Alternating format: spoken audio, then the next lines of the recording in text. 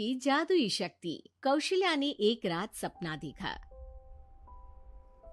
कौशल्या राजपूत, तुमने किए हैं जीवन में अच्छे अच्छे कर्म, इसलिए अब से जब तुम चाहो गायब हो सकती हो, जिसके लिए तुमको सिर्फ चुटकी बजानी होगी और चुटकी बजाते ही तुम गायब।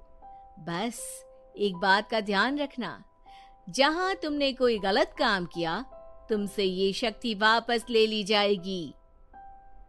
कौशल्या की नींद टूट जाती है। ये कैसा सपना था? गायब हो जाऊंगी मतलब? हे भगवान, कंबल ओढ़ के सो जाती हूँ, सपना कंबल के अंदर नहीं घुस पाएगा। कौशल्या डर के मारे कंबल ओढ़ के सो जाती है। सुबह कौशल्या मंदिर जाने लगती है। अरे बहू, जल्दी चल, भिखारियों को खाना भी तो खिलाना है। हाँ माँ जी, अभी आई। आज तो खीर और पूरी बने हैं, सब खुश हो जाएंगे। दोनों सास बहू कार से खाने का सामान लेकर मंदिर पहुंचते हैं और भगवान की आराधना के बाद मंदिर के बाहर बैठे भिखारियों को खाना खिलाने लगते हैं। दीदी, आप हर हफ्ते आते हो, इतना सारा करते हो हम लोगों के लिए। मैं आपके लिए रोज अलग से दुआ मांगता हूँ। ये तो फर्ज है हमारा।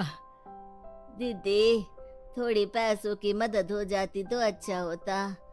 बड़े चौराहे पे मेरी बीवी भीख मांगती है, उसका इलाज करवाना है, 100-200 रुपए लग जाएंगे।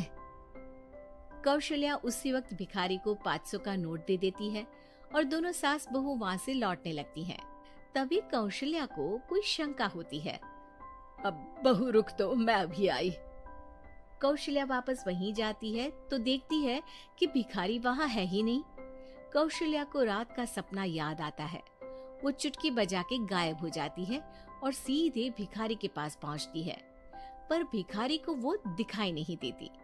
कौशल्या देखती है कि भिखारी उन पैसों से शराब खरीद रहा है और कौशल्या उसे वहीं एक चाटा मारती है। अरे कौन है बे? एक और चाटा पड़ता है। अरे कौन है? कौन है? हिम्मत है तो सामने आओ। भिखारी को झूठ बोलने पर तड़ातड़ चांटे पड़ते हैं। वो वहाँ से भाग खड़ा होता है। कौशल्या चुटकी बजा के वापस बहू के पास आ जाती है और मन ही मन सोचती है, ऐसे तो मैं कितने गलत काम रोक सकती हूँ, कितनी ताकतवर हूँ मैं, किसी को पता भी नहीं चलेगा। सासू माँ, आप क्या सोच रही हो? अब कुछ नहीं, कुछ भी तो नहीं। ठीक है, मुझे ना थोड़े पैसों की जरूरत थी। मेरे कजिन भाई है ना, उनकी तबीयत थोड़ी इधर उधर हो रही है। वो तो खुद से नहीं कहेंगे कि पैसे दे दो, पर बहन होने के नाते मेरा तो फर्ज बनता है ना कि भाई की मदद करूं। अरे हाँ हाँ, ले जाना पैसे। पैसे इसीलिए तो कमाते हैं कि जरूरत में काम आ सके। घर पहुंच के बहू को 10,000 रुपए दे देती है। कब जाएगी तू मायके? कल शाम की ट्रेन है। दोनों काम में लग जाती हैं।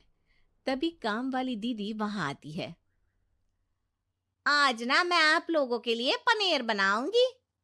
ठीक है, मंगवा लेती हूँ पनीर।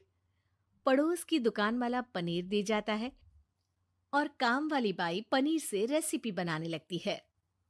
आज अपनी सुपर पावर काम वाली बाई पे ट्राई करती हूँ, देखूं तो सही किचन में करती क्या है ये। सास चुटकी बजा के गायब हो जाती है और किचन में पहुंचती है। बाई को खबर भी नहीं है कि कौशल्या भी किचन में ही है। आज तो मैं भी पनीर की सब्जी बनाऊंगी रात को अपने घर, और थोड़ा सा घी भी रख लेती हूँ। वैसे भी कौशल्या बुढ़िया खा खा के मोटी हो गई है। कौशल्या बाई की चोरी पकड़ लेती है और गुस्से में बाई की चोटी ऊपर उठा देती है। बाई को समझ भी नहीं आता कि उसकी चोटी खड़ी कैसे होगी। वो डर के मारे चीख पड़ती है। बहू भागते हुए किचन में आती है। अरे क्या हुआ? ये तुम्हारी चोटी खड़ी कैसे है? करंट लग गया है क्या? पता नहीं, शायद किचन में ना भूत है। बाई वहां से भाग खड़ी होती है और कौशल्या चुटकी बजा के अपने कमरे में टीवी देखने लगती है। बहू वहां जाती है। माँ जी, किचन में ना भूत है, बाई भाग गई। अरे भागने देना, भूत का तो पता नहीं, किचन में चोर जरूर था, और वो थी अपनी काम वाली। अच्छा हुआ चली गई। बहू को कुछ समझ नहीं आया। उसने किचन में जो देखा उसके सदमे में जो थी वो अभी तक। अगले दिन बहू अपने मायके के लिए निकल जाती है। कहीं भिखारी और काम वाली की तरह बहू भी तो मुझे धोखा नहीं दे रही। अरे कहीं वो पैसे ले जाके शॉपिंग तो नहीं करने वाली ना। अभी पता लगाती हूँ मुझसे कुछ छिपा है भला। जैसे भगवान सब देख रहा है वैसे ही मैं भी सब देख रही हूँ। सास को अपनी शक्ति पर घमंड आ गया था। वो अब अच्छे काम करने की जगह अपनी शक्ति का इस्तेमाल खुद का शक मिटाने के लिए कर रही थी। वो चुटकी बजाती ही बहू के मायके चली जाती है। भैया, आपने बताया क्यों नहीं कि इतनी तबीयत खराब है?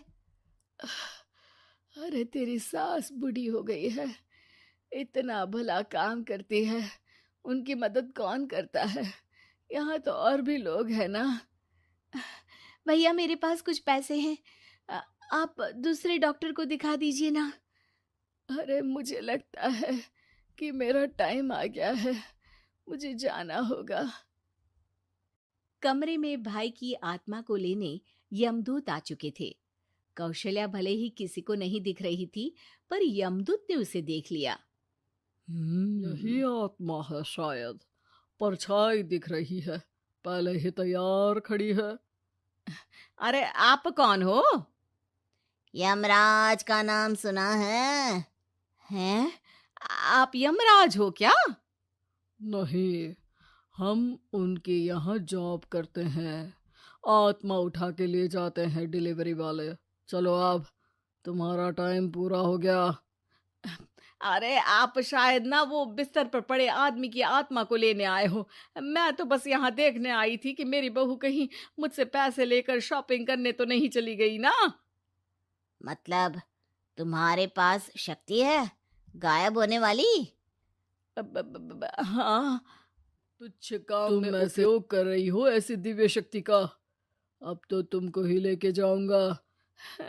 अरे नहीं नहीं, कल मुझे किटी पार्टी में भी तो जाना है। अब नरक में ही करना किटी पार्टी। नहीं नहीं नहीं।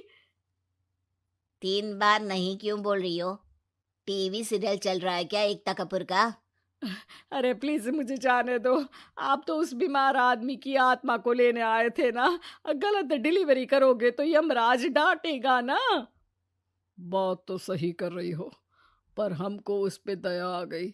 अभी उसकी उम्र ही क्या है, पर कुछ तो लेके जाना पड़ेगा ना। एक काम करो, अपनी शक्ति दे दो, गायब होने वाली है। अरे क्यों? तुम पृथ्वी लोक का भ्रष्टाचार रोक सकती थी, चोरी रोक सकती थी, अरे कोरोना रोक सकती थी, पर तुमने अपनी बहू की जासूसी करना शुरू कर दिया।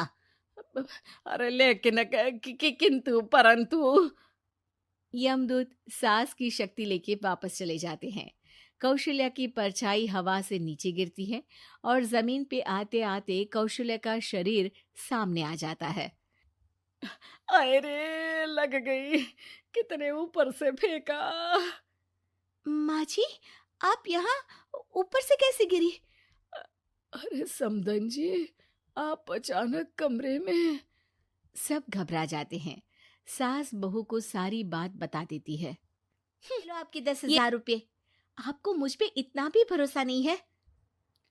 अरे बहन, मुझे दर्द नहीं हो रहा है, अब अचानक से सब अच्छा होने लगा है। अरे तो फिर बिस्तर से उठ जाओ और मुझे लेटने दो। गिरी हूं ऊपर से तो पूरा बदन दुख रहा है। भाई को तो यमदूत ठीक करके जाते हैं, पर कौशल्या देवी दर्द के मारे बिस्तर पर आ जाती हैं।